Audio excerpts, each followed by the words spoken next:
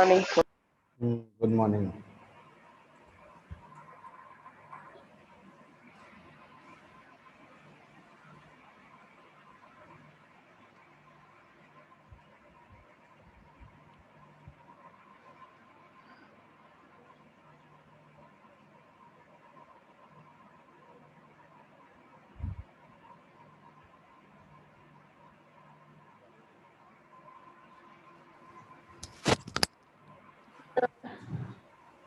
Good morning, sir. Good morning.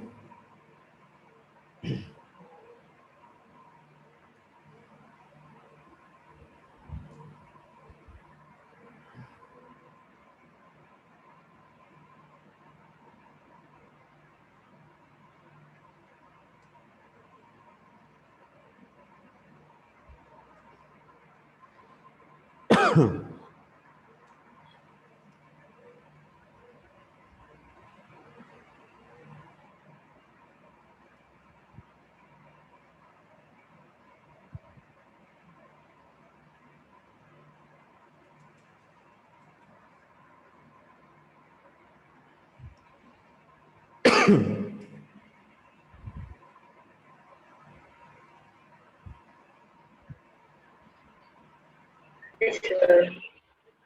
Good morning. Good morning.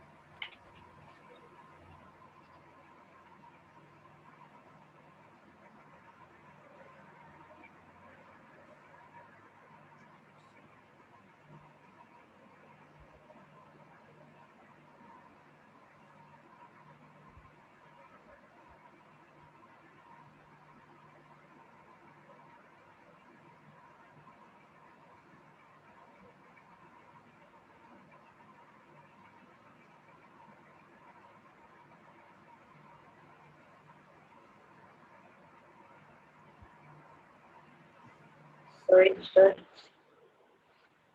क्या Sir. Sorry, क्या paper थोड़ा lengthy था, थोड़ा ज्यादा नहीं।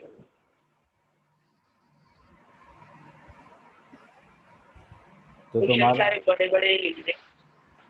क्या पर बड़े? इजी थे एकदम। हाँ, क्वेश्चन बड़े थे। हाँ, पर इजी थे सारे। आधे आधे पेज के तो थे। और सर ने सबसे ज्यादा फर्स्ट और सेकंड चैप्टर में से पूछा है। एक में से तो नहीं है ज्यादा, फर्स्ट सेकंड में से फिल इन द ब्लैंक्स और वो सब ज्यादा है। इस कंपाउंड स्लाइड था वो के ऑप्शन में। सर वो लास्ट में कितने तीन तीन तीन चार चार मार्क्स के क्वेश्चन नहीं थे सर, 3 क्वेश्चन। हाँ, उसमें सर वो सेकंड वाला नहीं था, अमीना में फर्स्ट वाला।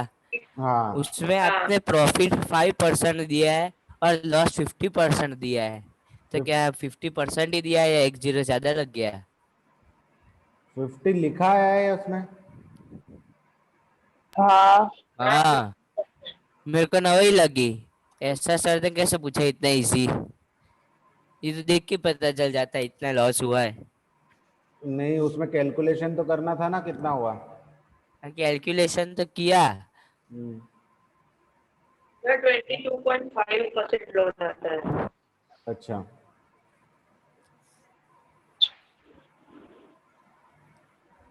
मतलब आपने 50 दिया ही था या गलती पता से नहीं। हो गया 1 0?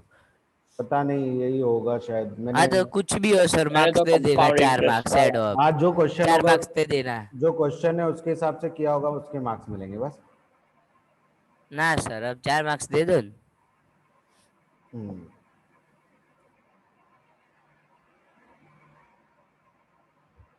An expression that represent, और कौन सा चैप्टर करवा रहे हो? हाँ,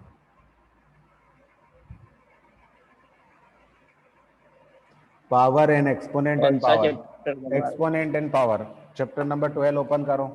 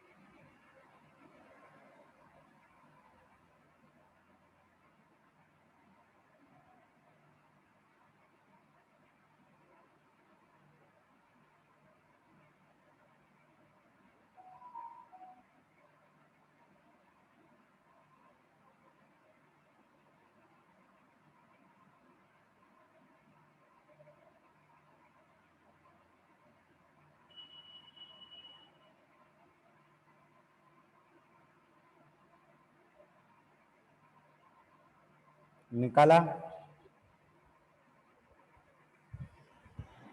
हाँ sir. Hmm.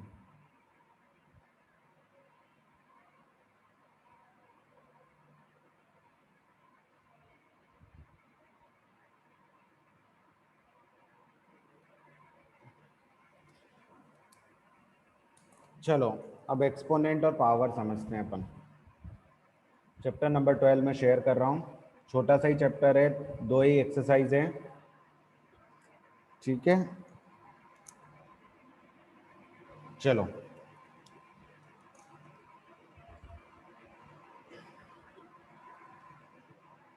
Exponent and power, last time पे भी हमने एक्सपोनेंट एंड पावर के बारे में थोड़ा सा पढ़ा हुआ था, ज़्यादा डिटेल में तो नहीं पढ़ा था, बट कुछ लॉज हमने देख लिए थे एक्सपोनेंट और पावर के, तो उन्हीं को हम आगे डिस्कस करेंगे यहाँ पर इस चैप्टर में। What is the difference between exponent and power? एक ही चीज़ है, कुछ लोग बोलते हैं कि एक ही चीज़ है, एक्सपोनेंट भी एक ही चीज़ है, पावर भी एक ही चीज़ है, तो फिर इनको अलग अलग नाम क्यों दिया गया? ठीक है,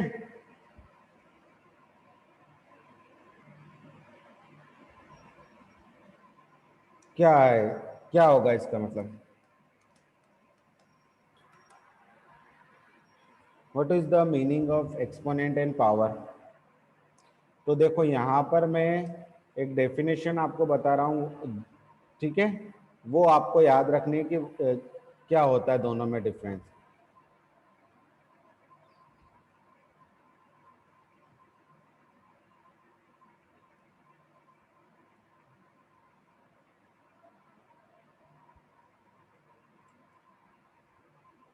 मैं आपको समझाता हूँ एक मिनट।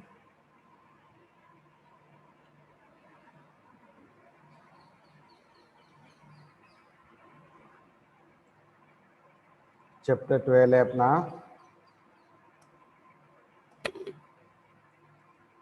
एक्सपोनेंट एंड पावर्स, ठीक है ना। तो सबसे पहला इनमें बेसिक डिफरेंस क्या है वो समझ लेते हैं कि एक्सपोनेंट क्या होता है, पावर क्या होती है। तो देखो यहाँ पर एक मैंने डेफिनेशन है, power denotes the repeated multiplication of a factor. Power क्या डिनोट करती है कि कोई भी नंबर है वो कितनी बार रिपीटेड मल्टीप्लाई हो रहा है, that is denoted by power, and the number which is raise to the base factor is exponent, ठीक है ना। जो बेस फैक्टर पर जो नंबर लिखा होता है उसको हम एक्सपोनेंट बोलते हैं, ठीक है। जैसे अगर हम एक एग्जांपल देखें, फॉर एग्जांपल, एक मिनट, यहाँ पर हम देखें ये 3⁻² है।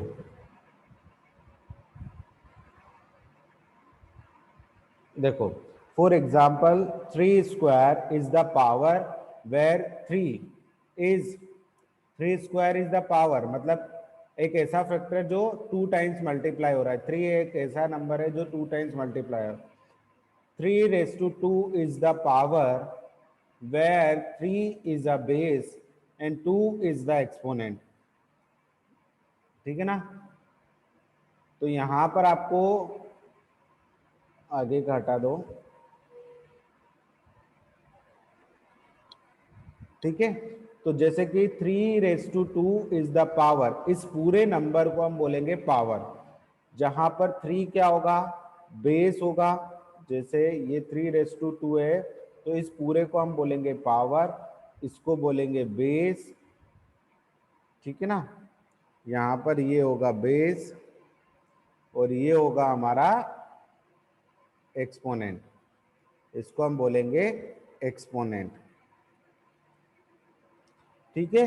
तो ये समझना है 3⁻² इज द पावर, ये एक पावर है, ठीक है ना। ये इसमें बता रहा है कि 3 एक रिपीटेड मल्टीप्लिकेशन हो रहा है किसी फैक्टर का। Power denotes the repeated multiplication of a factor, किसी भी फैक्टर का रिपीटेड मल्टीप्लिकेशन पावर बताता है, ठीक है ना।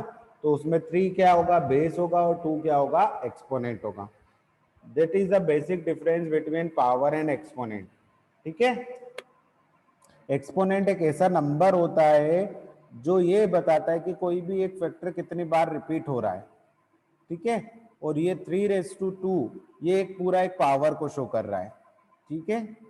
चलो तो अब हम आगे ये नोट डाउन कर लो, फिर मैं आपको स्क्रीन शेयर करता हूं टेक्स्ट बुक की।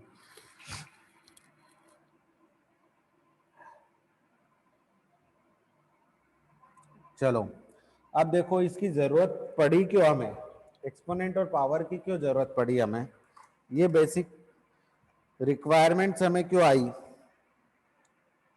तो जैसे मास ऑफ द अर्थ हमें पता चला कि 5970000000000000000000 kg, ठीक है ना। इतना मास है अर्थ का। तो we have already learn in the earlier class, आप छोटी क्लासेस में जैसे 7th में हमने पढ़ा था कि इसको हमें एक्सपोनेंट के फॉर्म में लिखना होता है फॉर आवर कन्वीनियंस। हमारे कन्वीनियंसली के लिए हम क्या करते हैं, इसको एक्सपोनेंट के फॉर्म में, क्योंकि इतना बड़ा नंबर हम लिखेंगे, अगर हमें पास बार बार मल्टीप्लाई करना होगा, डिवाइड करना होगा, तो हम इतने बड़े नंबर को बार बार कैसे लिखेंगे, ठीक है ना। और ये तो अभी छोटे ही नंबर, इससे भी बड़ा नंबर अगर होगा तो उसे कैसे लिखेंगे, तो उसे हम एक्सपोनेंट के फॉर्म में लिख सकते हैं, लाइक 5.97 इंटू 10⁻24 kg। तो वी रीड 10⁻24 एज ए 10⁻24। यहाँ पर ये जो 10 की पावर 24 है तो इसको हम बोल सकते हैं 10⁻24। अब आपको यहाँ पर दिया गया है 10⁻24 is a power where 10 is a base and 24 is a exponent. 10 क्या होगा, बेस होगा, और 24 क्या होगा, एक्सपोनेंट होगा, ठीक है ना।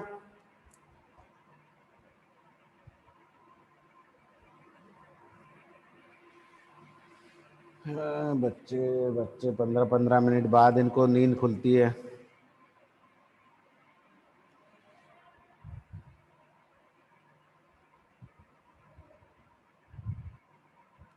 चलो तो यहाँ पर हमें पता चला कि जो भी रिपीटेड मल्टीप्लिकेशन किसी फैक्टर का हो रहा है उसे हम पावर बोलते हैं। जैसे 2⁻5 इज अ पावर, तो 2 कितनी बार मल्टीप्लाई हो रहा है यहाँ पर, 5 टाइम्स, तो 2 is a base and 5 is a exponent. अब जरूरी नहीं कि पावर पॉजिटिव ही हो, मतलब एक्सपोनेंट हो जो हमारा वो पॉजिटिव ही हो, एक्सपोनेंट हमारा नेगेटिव भी हो सकता है, exponent is a negative integer भी हो सकता है। तो पावर विथ नेगेटिव एक्सपोनेंट, जैसे 10⁻2, तो 10 इंटू 10 इसका मतलब होता है 10 इंटू 10। 10⁻1 मतलब होता है हमारा 10, या इसको हम लिख सकते हैं 100/10। 10⁻0 इज इक्वल टू होता है 1 एंड 10⁻−1 होता है 1/10, ठीक है। तो ये चीजें याद रखनी। 10⁻2 होता है 1/100 या 1/10⁻²। तो ये चीजें हमें, मैं अभी बता देता हूं कुछ चीजें। देखो यहाँ पर सबसे पहले तो ये याद रखना है कि किसी की भी पावर अगर जीरो है, किसी का भी एक्सपोनेंट अगर जीरो है, तो उसे हम बोलते हैं 1 के इक्वल होगा वो, चाहे वो नंबर पॉजिटिव हो चाहे वो नंबर नेगेटिव हो।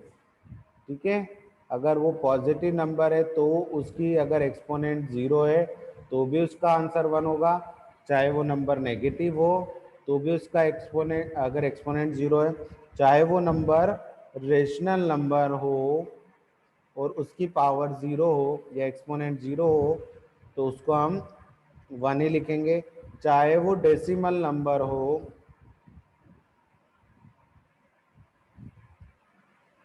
तो मीन्स ये, अब वो वेरिएबल भी हो तो ये चीज आपको बहुत ही अच्छे से दिमाग में रख लेनी है कि कोई भी चीज है, कोई भी वैल्यू है, न्यूमेरिकल वैल्यू है, अगर उसकी एक्सपोनेंट, उसका एक्सपोनेंट अगर हमारा जीरो होगा तो हम उसको बोलेंगे कि उसकी वैल्यू 1 के इक्वल ही होगी हमेशा। ठीक है, एक ये चीज याद रखनी है। दूसरी चीज ये याद रखनी है कि अगर 10⁻⁻² है और इसको हम 1 के अपॉन में लिखेंगे तो पावर क्या हो जाएगी, ये एक्सपोनेंट क्या हो जाएगा, पॉजिटिव हो जाएगा। 1/10⁻² या 2⁻² हम बोल सकते हैं 2⁻⁻1 है अगर, या -2 कर लेते हैं इसको, चलो 2⁻⁻2, तो ये जब 1 ऊपर जाएगा तो ये हो जाएगा +2, 2⁻²। बट ये याद रखना कि अगर 10⁻10⁻³ है तो ये नीचे जाके प्लस नहीं हो जाएगा -10, ये -10 ही रहेगा, ओनली एक्सपोनेंट पॉजिटिव हो जाएगा। ठीक है, सेम यहाँ पर अगर 3-3⁻5 है तो ये एक्सपोनेंट चेंज होगा, एक्सपोनेंट का जो साइन है वो चेंज होगा, ना कि बेस का। ठीक है, तो ये चीजें याद रखनी है। हम उसको अगर रेसिप्रोकल करेंगे, मतलब उसका रेसिप्रोकल करेंगे तो हमें वो जो साइन मिलेगा वो पॉजिटिव नेगेटिव हो सकता है। तो ये चीज है, ये आप नोट डाउन कर लो, फिर हम आगे की तरफ मूव ऑन करते हैं।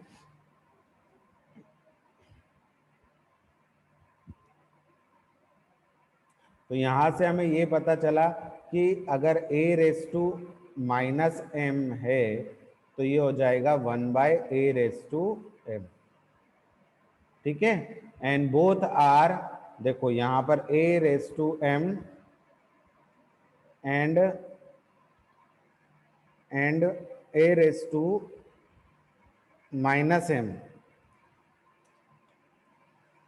a⁻m and a⁻m both are multiplicative inverse of each other.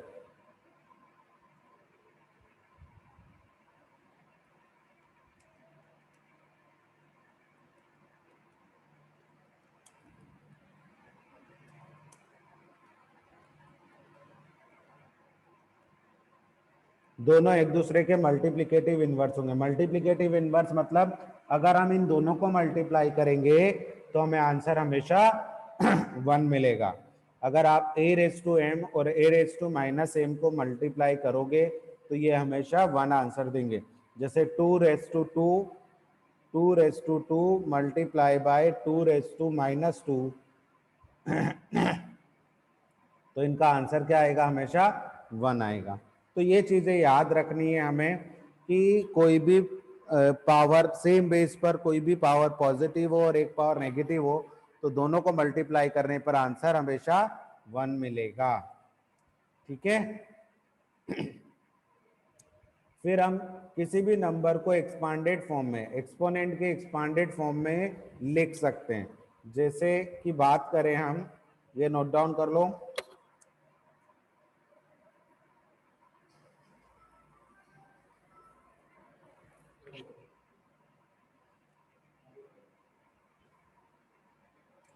जैसे एक नंबर लिया मैंने 1425, तो 1425 को हम क्या लिख सकते हैं एक्सपांडेड फॉर्म में?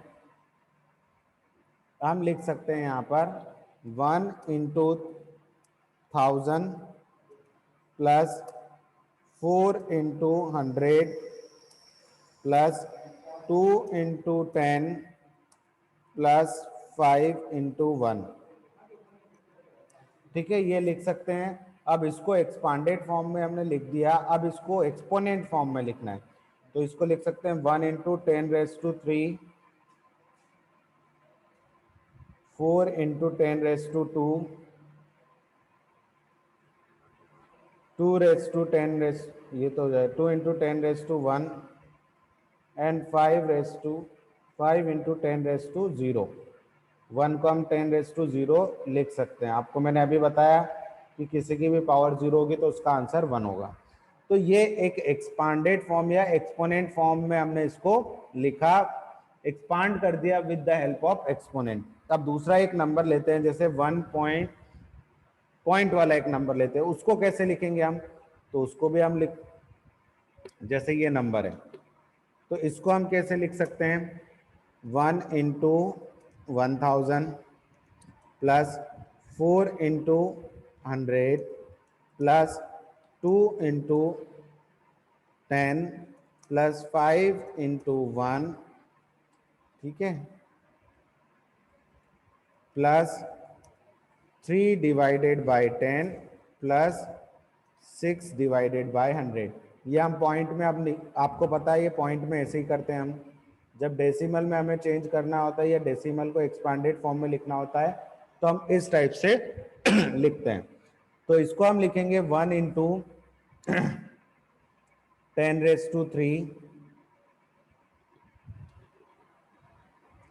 Plus 4 into 10 square plus 2 into 10⁻1 plus 5 into 10⁻0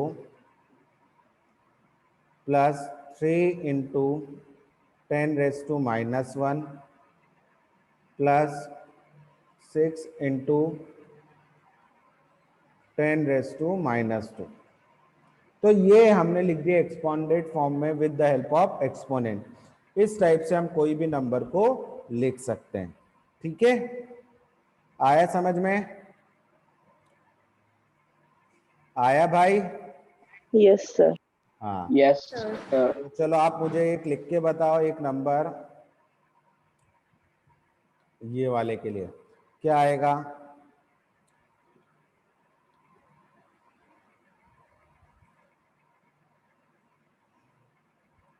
जल्दी से करो।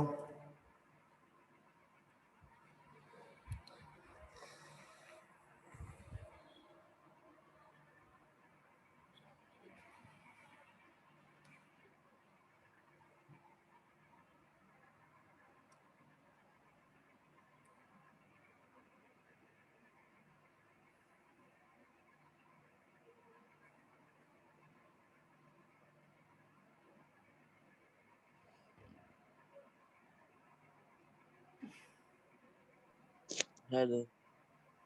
हाँ, लिख लिया? Yes sir. हाँ, तो देखो पहले क्या आएगा? 1 into 1 to 1000 plus plus 2 into 2 100 into 100 5 into 10, plus 5 to 5 into 10 6 into plus the 6 1 1. Into 1, 6 into, plus ठीक है ना, plus 10 2 2 2 divided by by 10, 100 10, 2 by 10 हाँ, plus 4 by 2 by 100 100 plus 9 by 1000. 9 by 1000 अब ये तो अपन ने नॉर्मल एक्सपांडेड फॉर्म लिख लिया। अब इसको अगर हम किस फॉर्म में चेंज करते हैं? इसको हम चेंज करते हैं, एक्सपोनेंट की हेल्प से लिखते हैं एक्सपांडेड फॉर्म में। तो कैसे लिखेंगे? 1 इंटू 10⁻2 10 10 10 to 3 2,000. फिर 2 इंटू 10⁻²2, 10 to 2 2, 5 इंटू 10⁻1, 1, फिर 6 इंटू 6, 10⁻0, 10, 0, फिर 2 into plus 2 to 10 raised to minus 1, 4 plus 4 into 10 raised to minus 2, and plus 9 9 into 10 10। raised to minus.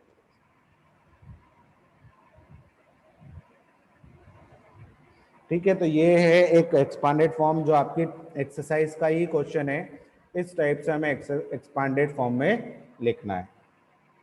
Now ये था एक्सपांडेड फॉर्म। अब हम पढ़ते हैं लॉज ऑफ एक्सपोनेंट। क्या क्या लॉज होते हैं एक्सपोनेंट के, कैसे हम एक्सपोनेंट को चेंज कर सकते हैं, मल्टीप्लाई कर सकते हैं, डिवाइड कर सकते हैं।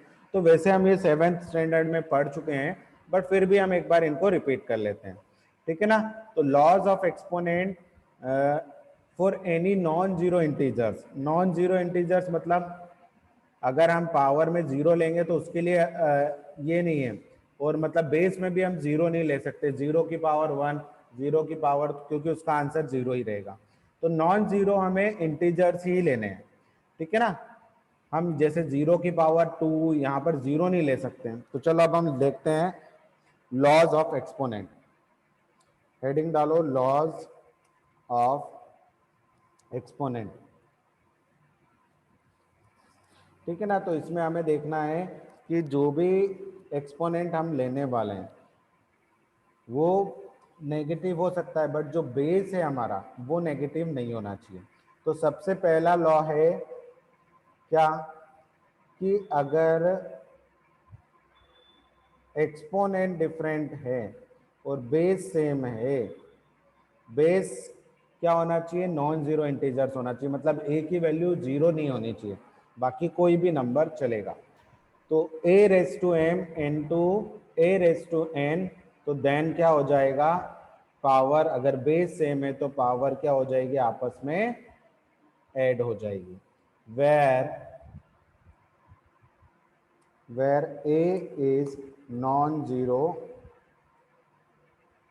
इंटीजर, ठीक है।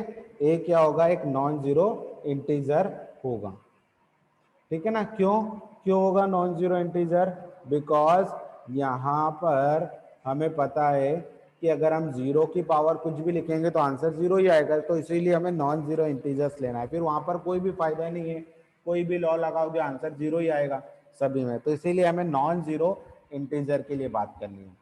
फिर सेकेंड है, सेकेंड ये रख सकते हैं हम कि अगर बेस सेम है और नंबर डिवीजन में है, क्या है, डिवाइड कर रहा है, ठीक है ना। तो यहाँ पर पावर क्या हो जाएगी, माइनस हो जाएगी, मतलब एक्सपोनेंट क्या हो जाएंगे, माइनस हो जाएंगे। अब इन दोनों के एग्जांपल्स देख लेते हैं हम,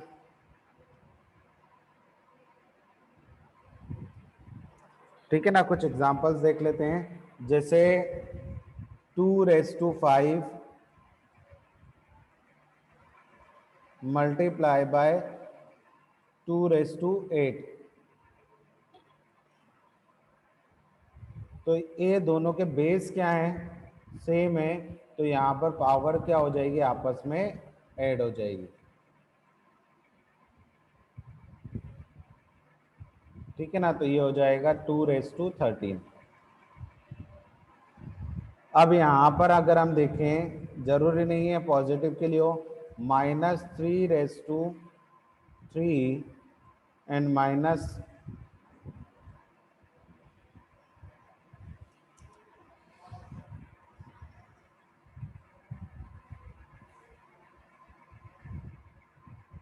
(3⁻5), तो यहाँ पर भी बेस क्या है, -3, तो भी क्या हो जाएगा, पावर क्या हो जाएगी, ऐड हो जाएगी, 3 +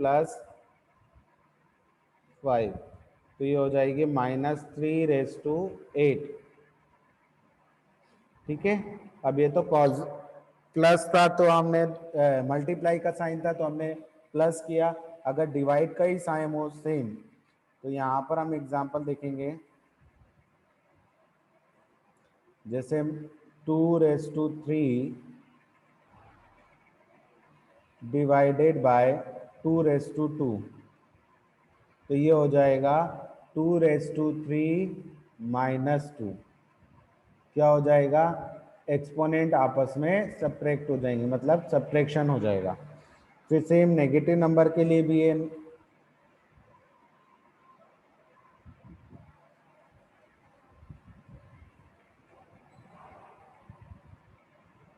तो यहाँ पर भी एक्सपोनेंट क्या हो जाएंगे, सब्ट्रैक्ट हो जाएंगे। 8 - 3 = हो जाएगा -5⁻5। अब a⁻m का मतलब है कि a का m टाइम्स मल्टीप्लिकेशन। a⁻m का मतलब, जैसे -5⁻5 का मतलब क्या होगा कि -5 कितनी बार मल्टीप्लाई हो रहा है, it means -5 multiply by 5 times. ठीक है ना, ये तो पता ही है तुम्हें, ये है इसका मतलब। -5⁻5 का मतलब होगा -5 इज मल्टीप्लाई बाय 5 टाइम्स। चलो ये हो गया, तो फर्स्ट लॉ। फिर उसके बाद ये याद रखना है आपको,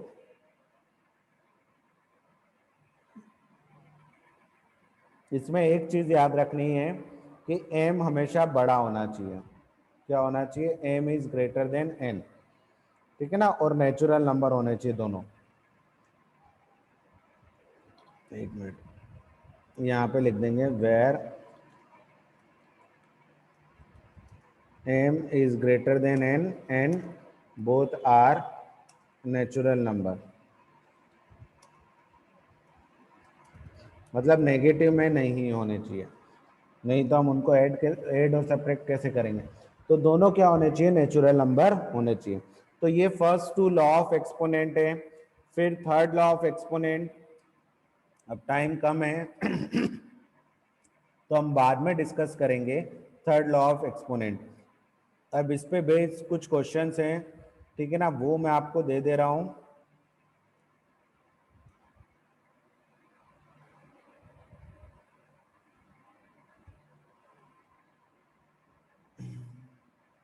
तो एग्जाम्पल 1 एंड एग्जाम्पल 2 आपको करना है। ठीक है, एग्जाम्पल 1 एंड एग्जाम्पल 2 करना है, साथ साथ में ये क्वेश्चन ट्राई दिस वाले क्वेश्चंस करने हैं। मैं शेयर कर रहा हूँ स्क्रीन, देखो ये पेज नंबर कौन सा है, पेज नंबर 195। पेज नंबर 195 पर ट्राई दिस दिए हुए हैं 3। ये ट्राई दिस सॉल्व करने हैं आपको, और उसके साथ साथ एग्जाम्पल 1 और एग्जाम्पल 2 भी सॉल्व करना है। तो ये 2 क्वेश्चंस करने हैं। फिर एक्सरसाइज में अभी कोई क्वेश्चन नहीं आया है इस टाइप का जो मैं आपको सॉल्व करने के लिए दूं, बट आप कर सकते हो चाहो तो। बट आपको इतना ही करना है, example 1, example 2 and try this on page number 195। ये इतने क्वेश्चंस करने हैं। ठीक है, तो नेक्स्ट टाइम जब हम मिलेंगे सैटरडे को, सैटरडे को, तो हम ये लॉ ऑफ एक्सपोनेंट के जो बाकी के लॉज हैं उनको पढ़ेंगे और एक्सरसाइज कंप्लीट कर लेंगे।